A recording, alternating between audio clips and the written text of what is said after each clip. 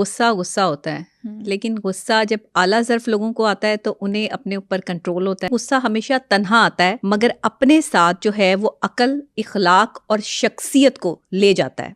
یعنی کہ آپ کسی بھی شخص کی شخصیت کا اگر اندازہ لگانا چاہتے ہیں تو مولا علی کا قول بھی ہے کہ اسے غصے میں دیکھو، وہ غصے میں کون سے الفاظ استعمال کرتا ہے تمہیں اندازہ ہو جائے گا کہ اس شخص کی شخصیت کیسی ہے. اب سائیکلوجیکل اگر ہم اس چیز کو دیکھیں تو آپ کو سمجھ آ جائے گی کہ سائیکلوجیکلی آج سے اتنے سال پہلے، اتنے 100 سال پہلے جو ہے وہ یہ بات سامنے آ گئی تھی کہ آپ نے کسی کی بھی شخصیت کا اندازہ لگانا ہے تو اسے غصے میں دیکھ لیں. کتنی بڑی بات ہے. یعنی غصہ آپ کی شخصیت میں کتنی اہمیت رکھتا ہے. اصلیت میں بیسیکلی آپ کی اصلیت دکھاتا ہے، آپ کی شخصیت دکھاتا ہے، کیونکہ آپ اخلاق سے عاری ہو جاتے ہیں.